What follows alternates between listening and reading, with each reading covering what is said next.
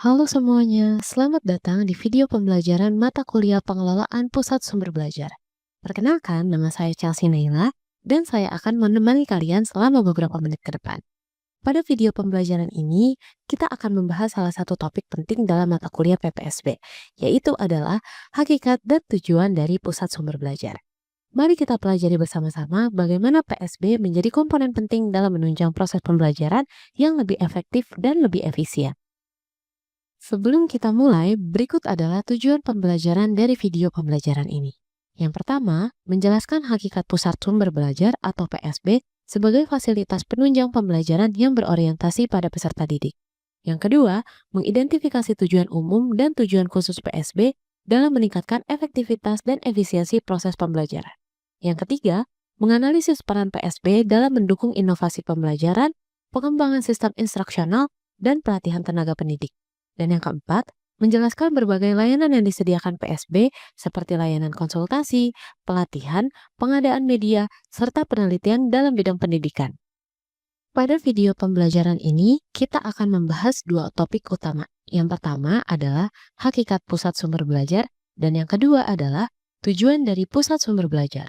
Hakikat pertama dari PSB adalah sebagai penyedia fasilitas dan kemudahan.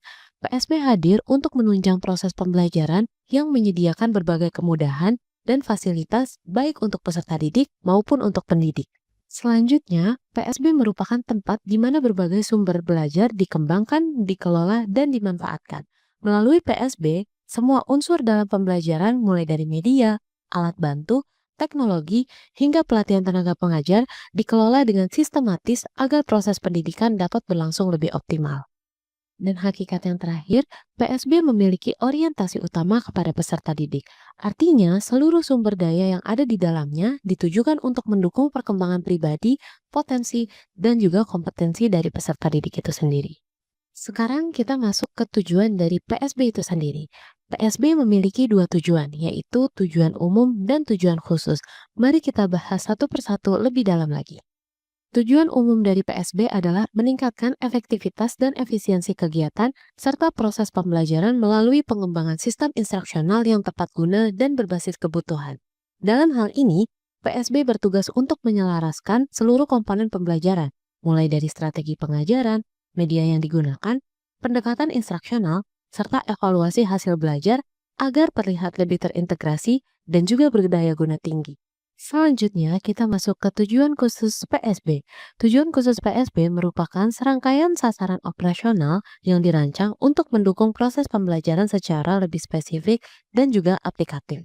Tujuan khusus PSB. Yang pertama, PSB menyediakan media komunikasi yang beragam guna mendukung proses pembelajaran, baik itu bersifat tatap muka atau tradisional maupun yang berbasis teknologi. Hal ini bertujuan untuk memberikan alternatif pembelajaran yang lebih interaktif dan juga adaptif terhadap kebutuhan peserta didik maupun guru. Yang kedua, PSB mendorong penggunaan metode dan pendekatan belajar yang lebih inovatif dan sesuai dengan perkembangan zaman, seperti pembelajaran berbasis proyek, blended learning, atau pembelajaran mandiri berbasis teknologi digital. Hal ini digunakan untuk menunjang pencapaian program akademik dan memenuhi kewajiban institusional secara lebih optimal. Yang ketiga, PSB memberikan dukungan profesional dan teknis dalam merancang, memproduksi, mengoperasikan, dan mengevaluasi sistem instruksional. Yang keempat, PSB juga berfungsi sebagai pusat pelatihan bagi para guru atau instruktur. Dengan melalui pelatihan tersebut, tenaga pendidik, baik guru maupun instruktur, dapat diberikan pemahaman dan keterampilan mengenai beberapa hal, seperti pengembangan sistem instruksional modern, integrasi teknologi informasi dalam pembelajaran, dan penggunaan media pembelajaran secara tepat dan efektif. Yang kelima, PSB mendorong dan mendukung kegiatan penelitian yang berkaitan dengan efektivitas media pendidikan, baik itu dari sisi teknis, psikologis, maupun pedagogis. Hasil penelitian tersebut dapat dijadikan acuan dalam perbaikan dan pengembangan sistem pembelajaran di masa depan. Yang keenam, PSB juga bertugas untuk menyebarkan berbagai informasi edukatif, hasil penelitian, dan inovasi terbaru dalam bidang pembelajaran.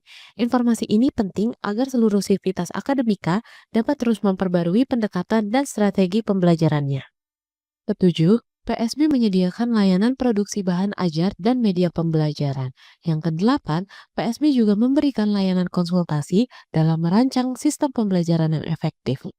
Kesembilan, fungsi PSB tidak hanya menyediakan alat dan media. PSB juga bertanggung jawab atas pemeliharaan dan perawatan peralatan pembelajaran agar selalu dalam kondisi yang siap pakai. Yang kesepuluh, PSB juga senantiasa membantu mengembangkan standar penggunaan sumber belajar agar pemanfaatannya menjadi lebih konsisten dan berkualitas. Yang kesebelas, PSB membantu dalam proses pemilihan dan pengadaan bahan ajar serta peralatan media pembelajaran. Dan yang kedua belas, sekaligus yang terakhir, PSB menyediakan layanan penilaian efektivitas pembelajaran yang berfungsi untuk mengevaluasi metode dan pendekatan yang digunakan oleh pendidik agar dapat ditingkatkan secara berkelanjutan. Setelah mempelajari materi tadi, saatnya kita melakukan kuis. Kuis pertama, apa hakikat utama dari PSB? A. Tempat menyimpan buku. B. Wahana pemberi fasilitas dan kemudahan pembelajaran. C. Laboratorium pendidikan. D. Sekolah terbuka teknologi. Kita jawab dalam 5 detik ke depan ya. 5, 4, 3, 2, 1. Jawabannya adalah B. Wahana pemberi fasilitas dan kemudahan pembelajaran. Kuis kedua. Tujuan umum dari PSB adalah A. Konsultasi desain fasilitas. B. Layanan pemeliharaan alat. C. Efektivitas pembelajaran melalui sistem instruksional. D. Penyebaran media sosial. 5, 4, 3, 2, 1. Jawabannya adalah C. Efektivitas pembelajaran melalui sistem instruksional. Selanjutnya ada kuis yang ketiga sekaligus kuis terakhir. Berikut ini merupakan tujuan khusus dari PSB kecuali A. Mendorong metode baru. B. Layanan penilaian. C. Pelatihan pendidik. D. Mengembangkan kurikulum nasional. 5, 4, 3, 2, 1. Jawabannya adalah D. Mengembangkan kurikulum nasional. Terima kasih untuk teman-teman yang sudah mendengarkan penjelasan materi dan mengikuti kuis. Sampai jumpa di video pembelajaran kita yang selanjutnya. Dadah!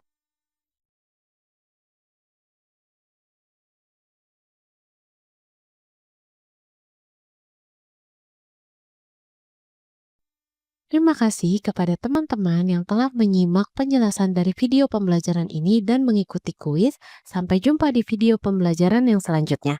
Dadah!